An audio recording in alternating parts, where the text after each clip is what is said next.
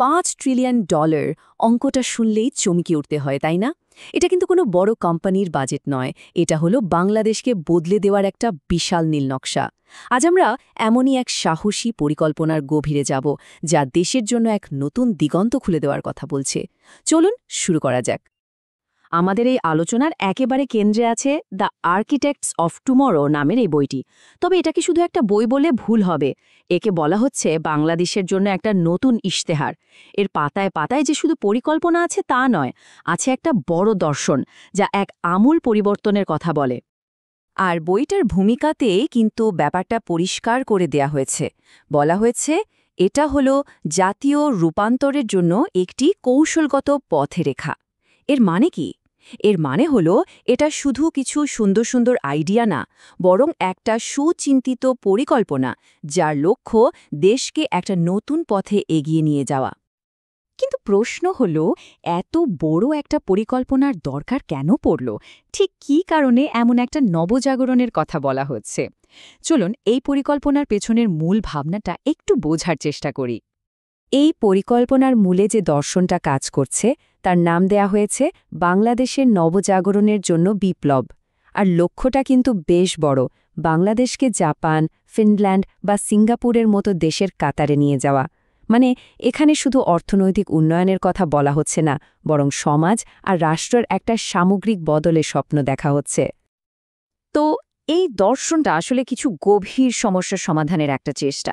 বইটিতে বলা হচ্ছে, দেখুন, আমাদের দেশে দারিদ্র্য, সিস্টেমের মধ্যে থাকা দুর্নীতি, সামাজিক অবিচার বা বৈষম্যের মতো বিষয়গুলো কিন্তু এখনও আমাদের একসাথে সামনে এগোতে দিচ্ছে না। এই নীলনকশাটি মূলত এসব চ্যালেঞ্জ মোকাবিলারই একটা প্রস্তাবনা। বেশ, বোঝা গেল। কিন্তু এত বড় একটা পরিবর্তনের জন্য যে বিপুল পরিমাণ শক্তি বা ধরুন টাকা দরকার, সেটা আসবে কোত্থেকে? যে কোনো বড় পরিকল্পনার পেছনেই তো একটা শক্ত অর্থনৈতিক ভিত্তি লাগে, তাই না? আর এখানে কিন্তু এই পরিকল্পনার সবচেয়ে চমকে দেওয়ার মতো অংশটা সামনে আসছে, একটা $5 ট্রিলিয়ন প্রতিশ্রুতি, যা কিনা এই পুরো স্বপ্নের অর্থনৈতিক ইঞ্জিন হিসেবে কাজ করবে। হ্যাঁ, অঙ্কটা আরেকবার ভাবুন তো, $5 ট্রিলিয়ন। এই পরিকল্পনার যারা রূপকার তাদের মতে এই বিশাল অর্থই হতে পারে বাংলাদেশের বদলে যাওয়ার মূল চাবিকাঠি। তো এই $5 ট্রিলিয়ন আসবে কোত্থেকে? এর উৎস হিসাবে দেখানো হচ্ছে DA14 নামে একটা জাতীয় উদ্যোগকে। এর মূল কাজ হল দেশের খনিজ আর সামুদ্রিক সম্পদের সঠিক ব্যবহার নিশ্চিত করা, যার আনুমানিক মূল্যই ধরা হয়েছে ওই $5 ট্রিলিয়ন। মানে সহজ কথায় যদি বলি, পরিকল্পনাটা হলো বাংলাদেশের নিজের যে খনিজ আর সামুদ্রিক সম্পদ আছে সেটাকেই ঠিকঠাকভাবে কাজে লাগিয়ে দেশের উন্নয়নের চাকা ঘোরানো। অর্থাৎ বাইরের সাহায্যের উপর নির্ভর না করে একটা স্বনির্ভর অর্থনৈতিক মডেল তৈরির কথা বলা হচ্ছে। আচ্ছা, টাকা তো না হয় পাওয়া গেল, কিন্তু এই বিপুল পরিমাণ অর্থ দিয়ে ঠিক কিভাবে, কোন পথে উন্নয়নটা হবে? এর জন্য একটা ৩ পর্যায়ের উপকূলীয় উন্নয়ন রোডম্যাপের কথা বলা হয়েছে, যেটা ২০৪১ সাল পর্যন্ত লম্বা একটা সময়ের জন্য ডিজাইন করা। দেখুন, পুরো রোডম্যাপটা কিন্তু ২০৪১ সাল পর্যন্ত ৩টা ধাপে ভাগ করা হয়েছে। বেশ গোছানো একটা ব্যাপার। প্রথম ধাপে মানে ২০৩০ সালের মধ্যে ফোকাসটা থাকবে ফাউন্ডেশন তৈরির দিকে, যেমন বন্দর, রাস্তাঘাট। এরপর ২০৩৫ সাল পর্যন্ত চলবে ইন্ডাস্ট্রির বিস্তার। আর সবশেষে ২০৪১ সালের মধ্যে এই পুরো উন্নয়নটাকে টেকসই বা সাস্টেইনেবল করার দিকে নজর দেওয়া হবে, যাতে এটা ভবিষ্যতের জন্য সুরক্ষিত থাকে। তো প্রথম পর্যায়ে একদম গোড়ার কাজগুলো করা হবে, মানে যেগুলোর উপর দাঁড়িয়ে পরের ধাপগুলো এগোবে। যেমন ধরুন মাতারবাড়ি বা পায়রার মতো গভীর সমুদ্রবন্দর, আর সেগুলোর সাথে সড়ক আর রেলের ভালো যোগাযোগ ব্যবস্থা তৈরি করা। এগুলো হলো উন্নয়নের মেরুদণ্ড। এরপর যখন ভিত্তিটা তৈরি হয়ে যাবে, তখন আসবে দ্বিতীয় পর্যায়। এখানে ফোকাসটা হবে উপকূলীয় অর্থনীতিকে আরও বড় আর ডাইভার্স বা বৈচিত্র্যময় করে তোলা। মানে শুধু একটার উপর নির্ভর না করে ইস্পাত, সিমেন্ট, এমনকি পর্যটনের মতো বড় বড় শিল্পগুলোকে আরও এগিয়ে নিয়ে যাওয়া। আর একেবারে শেষ ধাপে গিয়ে ভাবা হচ্ছে ভবিষ্যতের কথা, মানে এই উন্নয়নটা যেন দীর্ঘমেয়াদে টিকে থাকে। সেজন্য জোর দেওয়া হচ্ছে নবায়নযোগ্য শক্তির উপর, যেমন উইন্ড বা সোলার পাওয়ার। আর সাথে অবশ্যই জলবায়ু পরিবর্তনের ঝুঁকি মোকাবেলার মতো জরুরি বিষয়গুলো তো থাকছেই। এই যে এতক্ষণ ধরে উপকূলীয় উন্নয়নের কথা আমরা বলছি, এর মূলে কিন্তু আছে ব্লু ইকোনমি বা সমুদ্র অর্থনীতির ধারণাটা। তো চলুন দেখি ঠিক কোন কোন শিল্পকে এই অর্থনীতির মূল খুঁটি হিসেবে ভাবা হচ্ছে।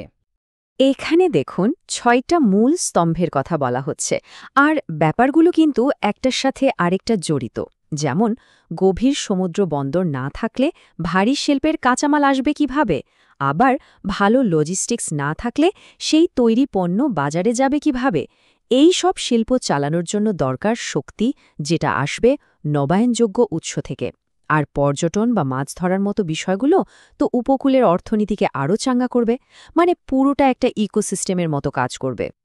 তো সব মিলিয়ে দেখলে বোঝা যায় এটা শুধু কিছু বিল্ডিং বা ফ্যাক্টরি তৈরির পরিকল্পনা না, বরং এর পেছনে একটা নতুন বাংলাদেশ গড়ার স্বপ্ন কাজ করছে। আর এই পুরো প্রক্রিয়াটাকে বলি দেখানোর জন্য কিছু মূল নীতিও ঠিক করা হয়েছে। এই দুটো ছবিকে পাশাপাশি রাখলে পুরো ব্যাপারটা আরও পরিষ্কার হয়ে যায়। একদিকে বইটা, যেটা একটা দার্শনিক ভিত্তি দিচ্ছে, আর অন্যদিকে ডাফা 14-এর নকশাটা, যেটা সেই দর্শনকে বাস্তবে নামিয়ে আনার অর্থনৈতিক রোডম্যাপ। তার মানে এটা শুধু একটা ফাঁকা স্বপ্ন না, বরং স্বপ্নটা কিভাবে পূরণ করা হবে তার একটা বিস্তারিত ছকও আছে।